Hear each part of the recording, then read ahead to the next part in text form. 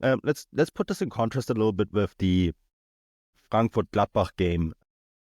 Frankfurt beat Gladbach despite a man down.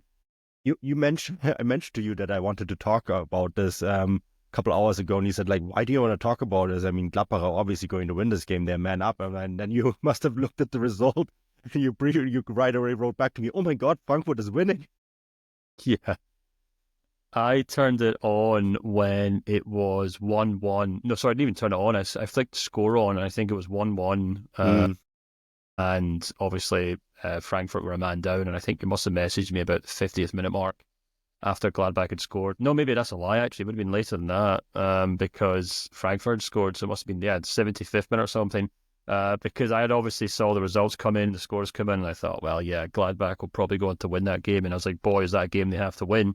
mm. And then when you messaged me, I was like, well, why would we talk about it if they're going to win? But sure enough, they've, yeah, it's another defeat for Gerardo Seoane, another defeat for the Foals. I didn't get a chance to watch this game. I think I know you did, Manu, so maybe Hmm. I'll let you jump in and you can offer some more context. But I was reading the match report too, and what really stood out to me was at half time, despite being a man down, Frankfurt actually had as many chances on goal as Gladbach. Yeah, And they just continued to be a team that seemed to struggle to put any sort of consistency or performances together. And, as we've already mentioned on the show this season in recent weeks, Gerardo Seoane is hanging by a thread at Gladbach, shall we say. yeah. No, he is. I think what really struck me in this match is that I've never at one point did I think that Frankfurt were a man down, despite the fact that they were a man down. They kept this match so very even, which speaks for Dino Topmöller and this entire squad, right? That they managed to do this. Theater being sent off for the second time this week, right? He also got sent off in the Bundesliga match. But it was really impressive how they kept toe to toe with Gladbach, and then Mamouche came on in the second half, and obviously he then wins it for them, right? And in fantastic fashion. It was a really, really great goal. Ekitike scoring the first goal after Theater was already sent off. And this is the thing. They were down a man for 75 minutes, Stefan. It isn't one of those situations where a guy gets sent off in the 70th or 80th minute. I think there's a statistic out there that the earlier the sending off is, the more detrimental it is for the team, right? Because you have to cover those extra kilometers, and I think anything that happens before the 30th minute, the winning percentage goes down dramatically. And this happened to them so early in the match that it really made a huge difference. And yeah, um, you couldn't tell. I think that was the most impressive part about this Frankfurt performance, or maybe if you're a Gladbach fan, the scariest part about the Gladbach performance. And it's really, I think it's really interesting because I spoke to some people last week who have direct knowledge of the situation with Gerardo Seoane, and they were talking about the fact that that his current Bundesliga results mean that he is under a lot of pressure. I asked those same people today after the Pokal result, and they were saying, well, the Pokal is the Pokal. They don't think that that's necessarily going to have a major impact. And I was also pointed to the fact, and here it is, Stefan, this is an interesting one for you. If you think Zione, he's under pressure, right? But here's one thing that he is going for him. The assistant manager at the club, Patrick Schnarweiler, the sports coordinator, David Sibong, the athletic coach, and the sporting director are all with the same agency. So that's a very strong argument for being continuously in a job, I would say. They could just all go on strike and then the club would be crippled, it would seem.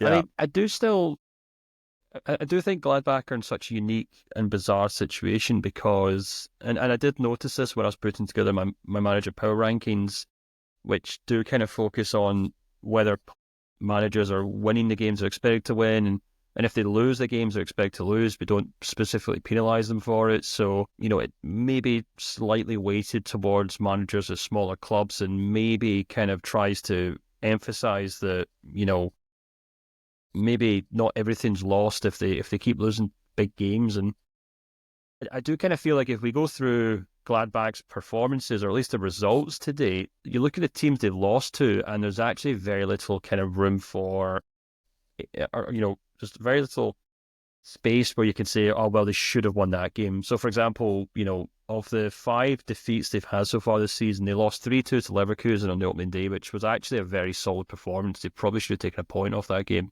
It's the one where Florian Wirtz got a penalty in the 95th minute or something like that. They then lose 3-1 to Stuttgart, 2-0 to Frankfurt. So these are two obviously big teams who you'd expect to lose to, as we saw with the defeat to Frankfurt tonight. Much better team. No one can have too many quabbles with that. And then, of course, there's a 2-1 defeat to Augsburg away. Now, of those defeats, I'd say the Augsburg one, 2-1 defeat away, it's probably the only one where you should say Gladbach should be doing better there. But even then, Augsburg have actually been pretty solid this season. Whereas when they've come up against Bochum, they've won.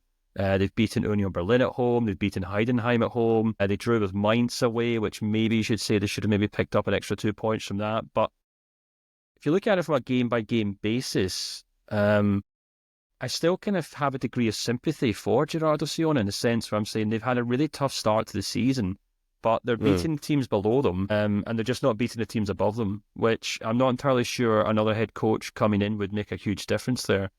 The real test for me will be in the next kind of couple of weeks, because they've got Werder Bremen this weekend on Sunday at home. And as we just talked about there, Werder Bremen, a very good team. They've had a very good start. And then they play Leipzig and then St. Pauli.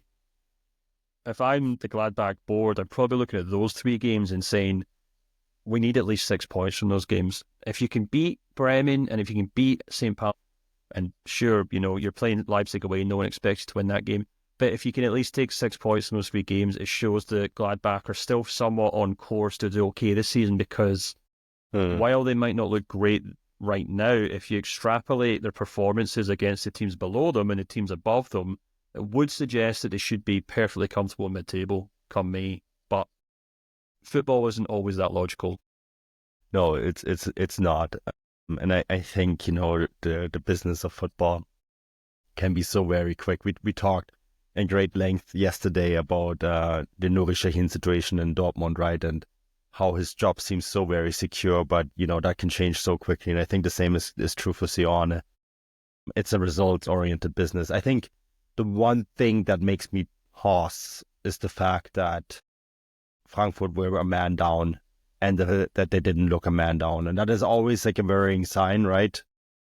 That if you're playing a team that is still so much better than you, despite you having such a significant advantage, I think that is something that will probably have to go into the analysis sooner rather than later.